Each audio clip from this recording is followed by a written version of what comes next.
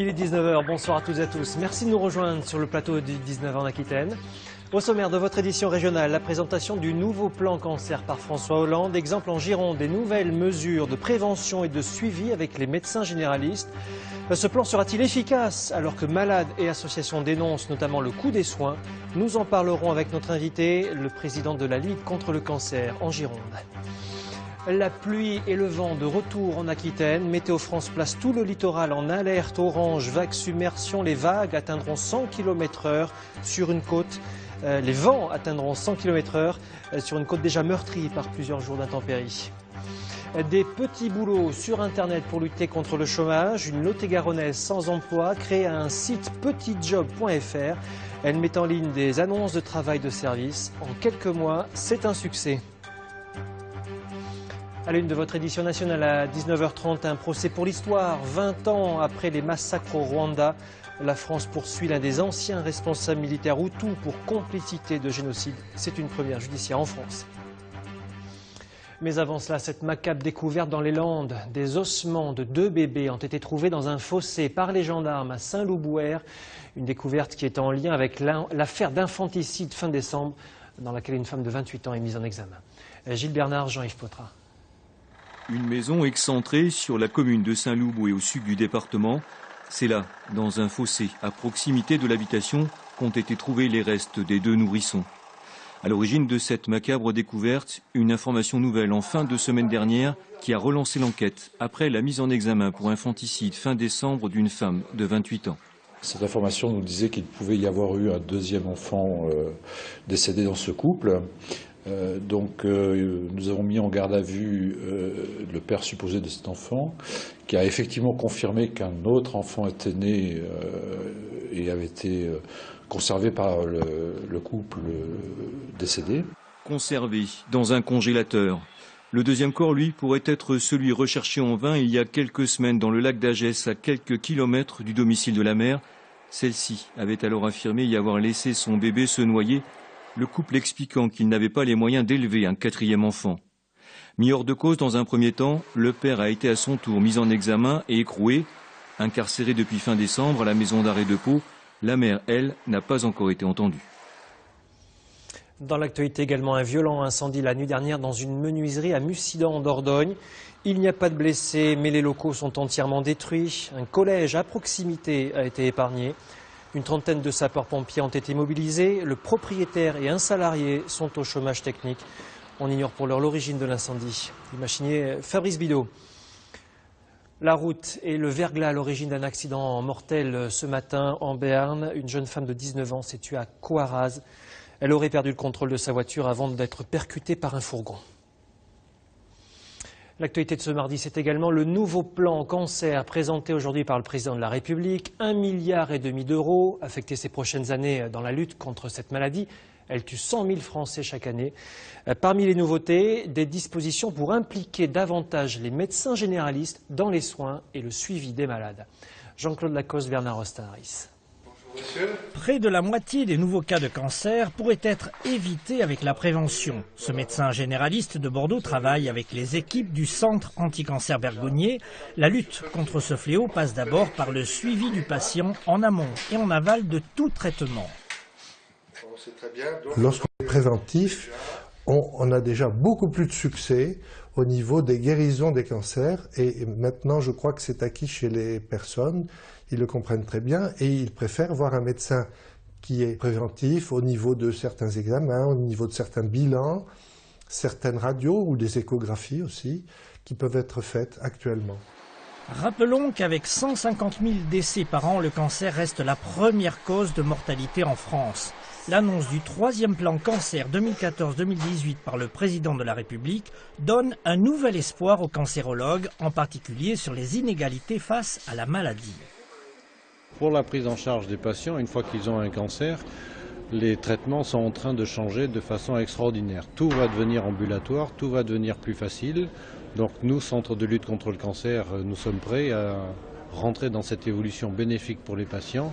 Reste la question du financement pour une meilleure qualité de soins. Les centres anti-cancer se développent et optimisent les traitements, certains pouvant dépasser les 100 000 euros. Le président de la République a parlé de 1,5 milliard sur 5 ans. C'est une somme qui, à mon sens, ne veut pas dire grand-chose. La moitié est dédiée à des mesures nouvelles. Les modalités et le calendrier de ces mesures n'ont pour l'instant pas encore été définis.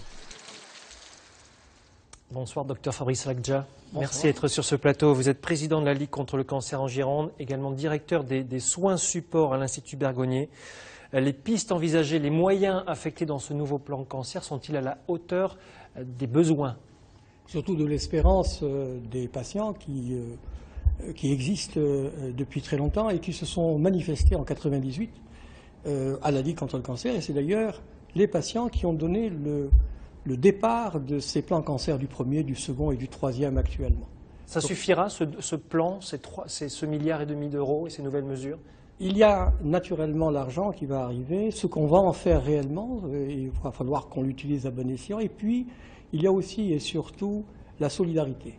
Et la Ligue contre le cancer est le prototype, si vous voulez, de ce mouvement de solidarité, où on a besoin, d'ailleurs, je fais un appel solennel à l'Aquitaine et à la Gironde, on a besoin de bénévoles au niveau de la Ligue, parce que sans solidarité, on n'y arrivera pas. Ce n'est pas avec les deniers de l'État ou d'ailleurs que cela suffira. Alors les associations notamment et les malades dénoncent le coût des soins qui restent à la charge des patients qui sont atteints d'un cancer. C'est un vrai scandale? C'est un scandale, mais en même temps, je crois qu'il faut réguler les choses. Il y a effectivement les dépassements d'honoraires dont on a largement parlé, et puis il y a aussi les prothèses, etc. Mais je crois que les choses vont s'arranger de toute façon, parce que si les patients sont mal soignés, ou qui ne peuvent pas bénéficier de ces soins du fait du reste à charge, ils seront encore plus malades et coûteront encore davantage à la société. Il y a quand même une inégalité sociale dans le traitement de la maladie, de fait.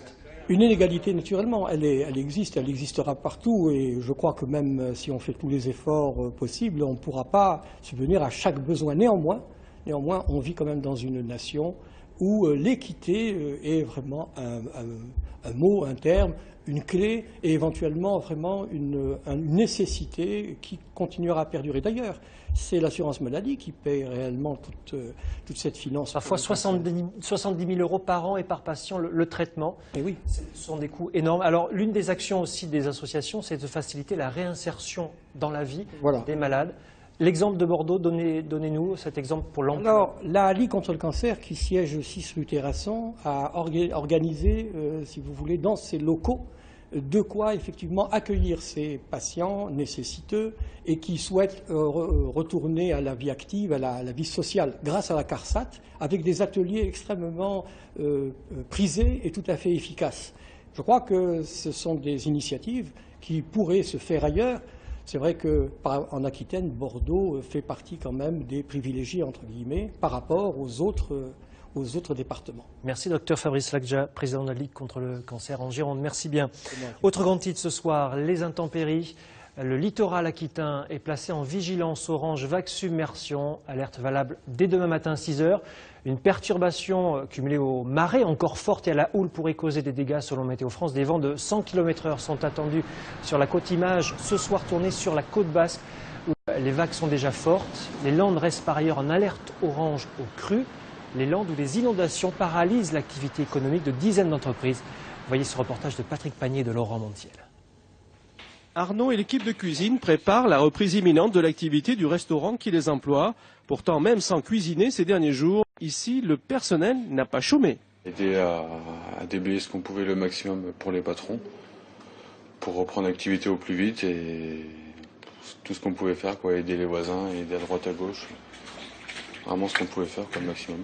Carole, la gérante, voit défiler sur son portable les photos des inondations qui ont provoqué la fermeture forcée de son restaurant. Ça nous a tout coupé, ça nous a coupé la chaudière, on n'avait plus accès à rien du tout. La cave en elle-même n'a pas pu arrêter l'activité. Ce qui a arrêté l'activité, c'est que les clients n'avaient plus du tout accès, vu que toutes les entrées étaient inondées, on était entourés d'eau, on était pris par l'eau. Comme une quinzaine d'entreprises artisanales ou commerciales, la Maison du Lac de Carole Gauthier a fait appel au service de l'État pour la prise en charge des salaires du personnel pendant ces journées de galère. Là, on est confronté à des entreprises souvent de petite taille, artisanales ou commerciales, et les entreprises de moins de 250 salariés peuvent bénéficier d'une indemnisation à hauteur de 7,78 € par heure perdue et par salarié. ce qui, pour des entreprises notamment de moins de 20 salariés, compte tenu des exonérations de charges dont elles peuvent bénéficier par ailleurs dans ce genre de situation, couvre intégralement les coûts salariaux. Un soutien financier qui vient à l'heure des comptes, perte d'exploitation, matériel et denrées sacrifiées. Le bout du tunnel pour l'équipe de ce restaurant au bord du lac, un lac qui s'était invité ces derniers jours et qui a décidément causé beaucoup de tracas. Et ce soir, dans les Landes, 21 routes départementales restent coupées à cause des inondations. Par ailleurs, le corps découvert hier sur la plage landaise de Cap-Breton après les fortes marées. Ce corps est en cours d'identification. Il s'agirait d'un randonneur espagnol de 56 ans, porté disparu depuis samedi, selon la presse locale au Pays Basque. Le Pays Basque espagnol, frappé lui aussi par des vagues surpuissantes.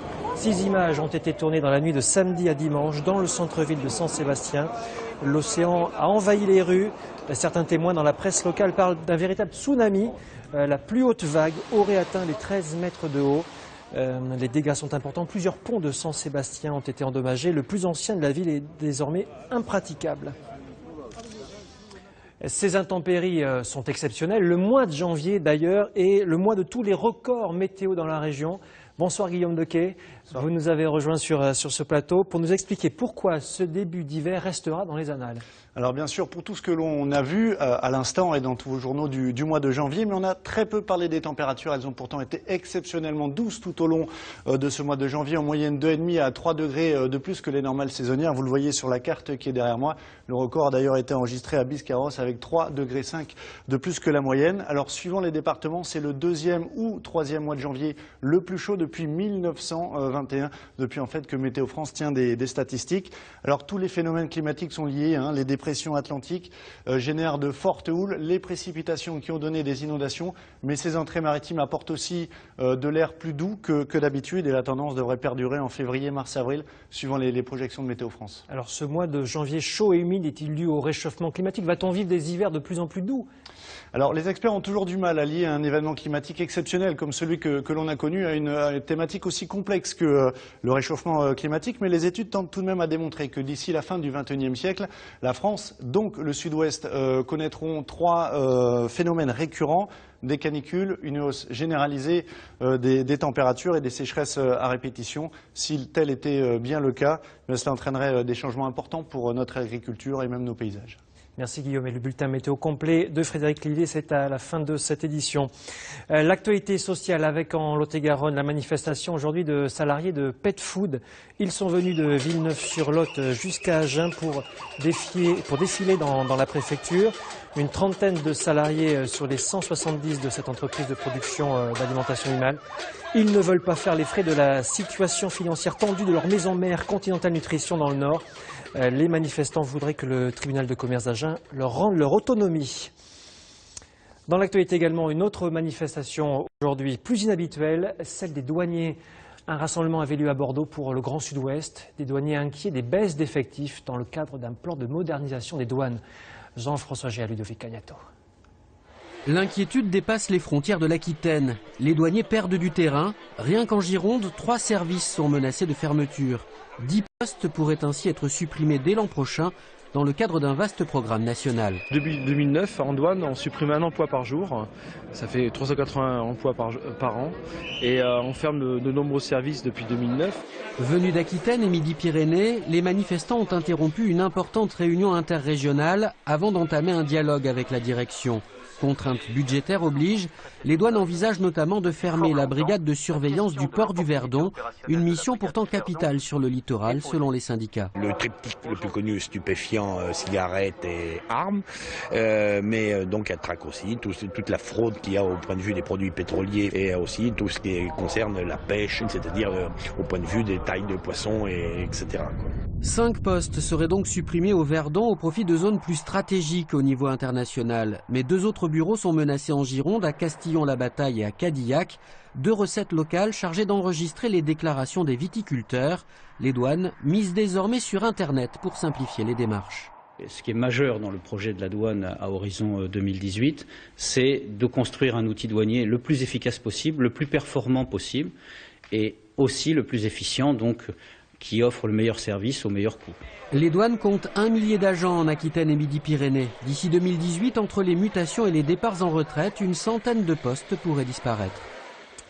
Et à propos d'emploi, voici cette initiative d'une jeune chômeuse en Lot-et-Garonne. Je vous le disais dans les titres, cette habitante de Clérac a créé un site internet d'annonces d'emploi de petits services.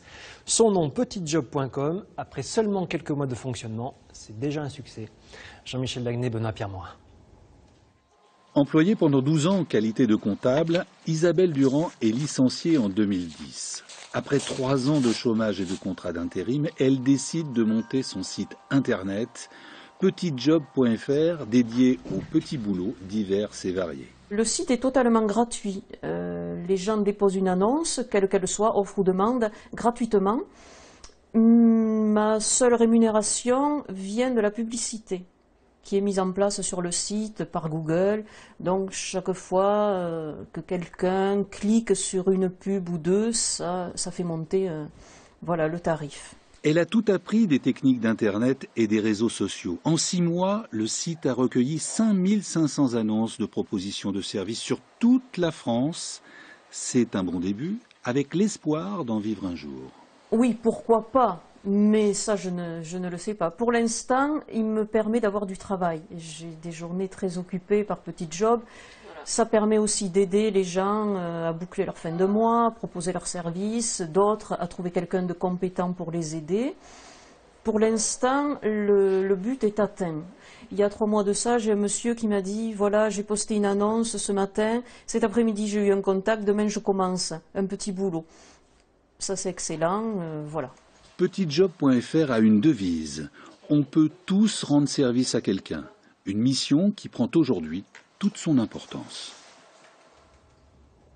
Petitjob.fr et non pas .com, comme je l'ai dit. Allez, avant de conclure cette édition, un visage, un sourire, une belle voix. C'était hier soir la 21e édition des Victoires de la musique classique à Aix-en-Provence.